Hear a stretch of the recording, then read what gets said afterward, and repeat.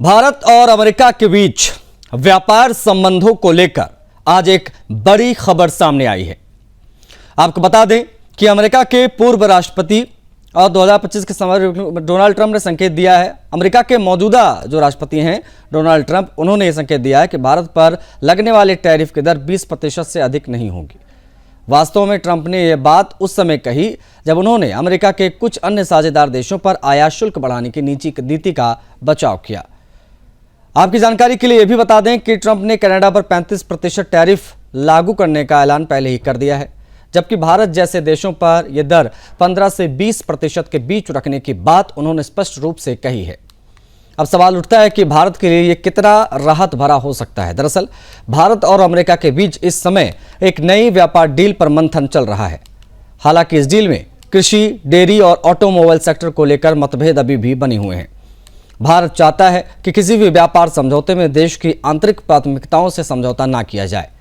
वहीं अमेरिका अपनी ओर से घरेलू उद्योगों को सुरक्षा देने के लिए टैरिफ बढ़ाने की रणनीति पर कायम है। आपको बता दें कि ट्रंप ने हालिया बयान में स्पष्ट किया है कि आप विश्वसनीय रूप से उच्च शुल्क लगाने में विश्वास रखते हैं, लेकिन उन्होंने भारत जैसे व्यापारिक साझेदारों को कुछ छूट देने के संकेत भी दिए हैं। उनका कहना था कि जो देश अमेरिका के साथ व्यापार करने में ईमानदारी बरतते हैं उन्हें बहुत अधिक दंडात्मक टैरिफ नहीं भुगतना पड़ेगा। वास्तव में ट्रंप का यह बयान ऐसे समय में आया है जब भारत अमेरिका व्यापार संबंधों में धीरे धीरे विश्वास बहाल है।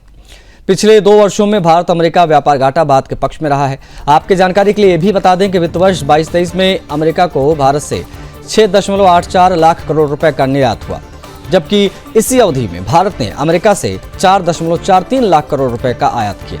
साल 2023-24 में भी भारत से अमेरिका को निर्यात लगभग 6.75 लाख करोड़ रुपए का रहा। वहीं आयात घटकर 3.67 लाख करोड़ रुपए पर भी आ गया था। इन आंकड़ों से साफ है कि भारत ने न केवल व्यापारिक घाटा घटाया है बल्कि अमेरिका के साथ एक स्थिर व्यापारिक रिश्ता कायम करने की दिशा में काम किया है। भारत सरकार का कहना है कि अगर अमेरिका द्वारा टैरिफ 10% से अधिक बढ़ाया जाता है तो इससे भारत के कपड़ा, ऑटो, रसायन और औषधि जैसे क्षेत्रों पर नकारात्मक असर पड़ सकता है। सरकारी सूत्रों के मुताबिक भारत ने ट्रंप प्रशासन को ये सुझाव भी दिया है। व्यापार संतुलन के लिए संरचनात्मक सुधार जरूरी है, न कि उच्च टैरिफ। लेकिन ट्रंप की सोच इसके ठीक विपरीत है। वे बार बार इस बात पर जोर देते आए हैं कि अमेरिका को हर चीज पर अधिक पैसा मिलना चाहिए। उनकी अमेरिका फर्स्ट नीति के अंतर्गत आयात शुल्क को व्यापार नियंत्रण के सबसे प्रभावी हथियार के तौर पर माना गया है। आपको बता दें कि इससे पहले 2018-19 में ट्रंप प्रशासन ने भारत से आने वाले स्टील और एल्युमिनियम उत्पादों पर भी उच्च टैरिफ लगाया था। जवाब भारत ने भी कुछ अमेरिकी उत्पादों पर शुल्क बढ़ा कर दिया था। अब 2025 में जब ट्रंप भारत से राष्ट्रपति पद के दावेदार फिर से उनके पुराने व्यापार नीति रुख के दोहराव की आशंका पर तेजी हो गई है। तो वास्तव में व्यापार नीति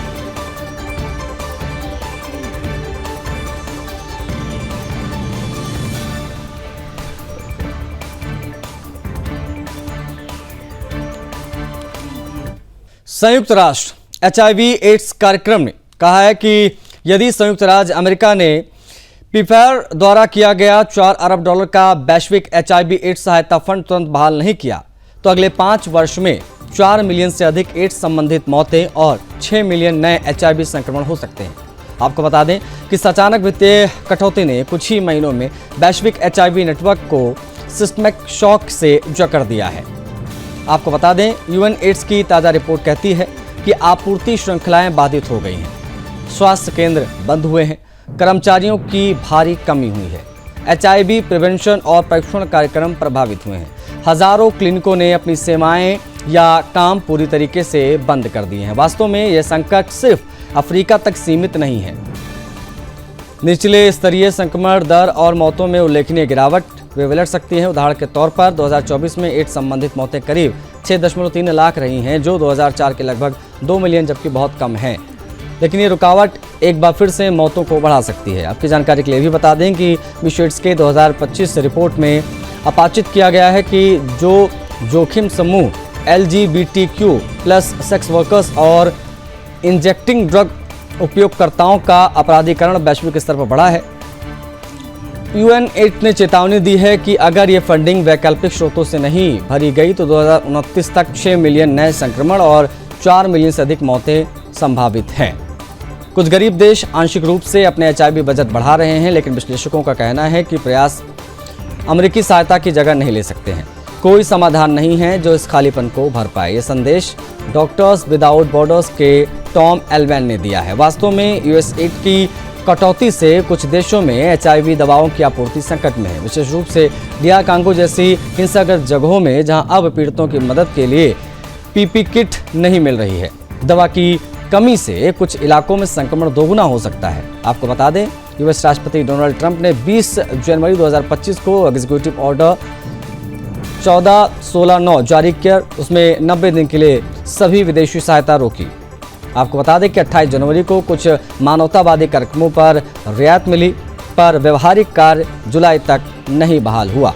UNAIDS ने यह भी बताया है कि पेफार ने अब तक 84.1 मिलियन लोगों का HIV परीक्षण और लगभग 20.6 मिलियन लोगों का इलाज कराया है।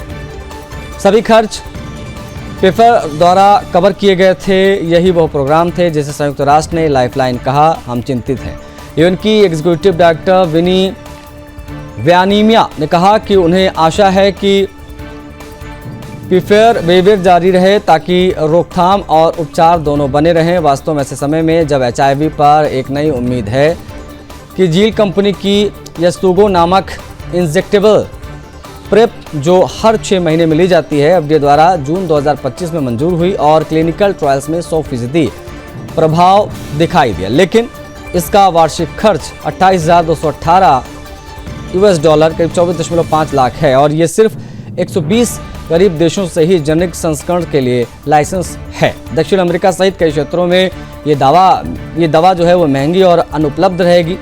हम एड्स को समाप्त कर सकते थे, पब्लिक सिटीजन के पीटर मियाबाडुक ने कहा कि लेकिन अब अमेरिका हमारी पीठ पर वार कर रहा है। अब मूल सवाल यही कि अंतर्राष्ट्रीय समुदाय और अन्य दानदाता आर्थिक राजनीतिक दबाव में स्वास्थ्य अभियानों को बचा सकेंगे। क्या कमजोर देश खुद से ये खर्च उठा पाएंगे? किंतु ये स्पष्ट है कि यह समय सिर्फ प्रतीक्षा का नहीं है, बल्कि वैश्विक सहयोग को दोहराने और बढ़ाने का है।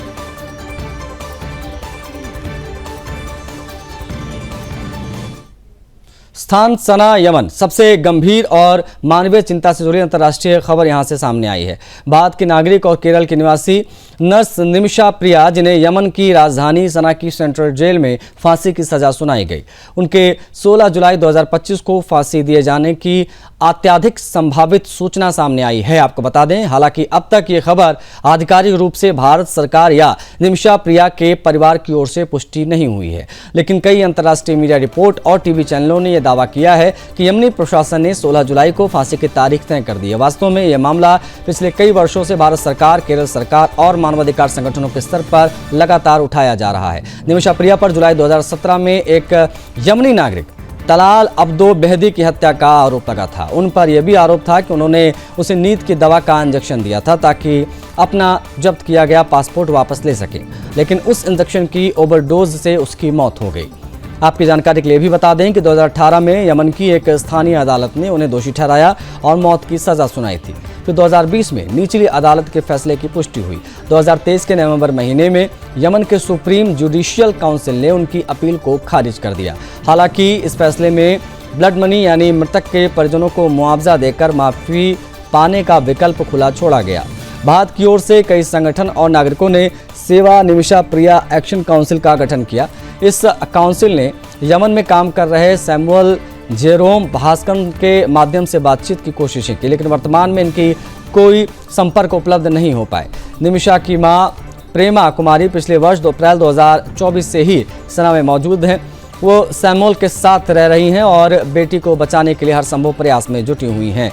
द हिंदू से बातचीत में उन्होंने कहा कि उन्हें अब तक यमन सरकार या भारतीय विदेश मंत्रालय से कोई आधिकारिक सूचना प्राप्त नहीं हुई है। आपको बता दें कि निमिषा प्रिया जो है वो मूल रूप से केरल के पलक्कड़ जिले की रहने वाली हैं।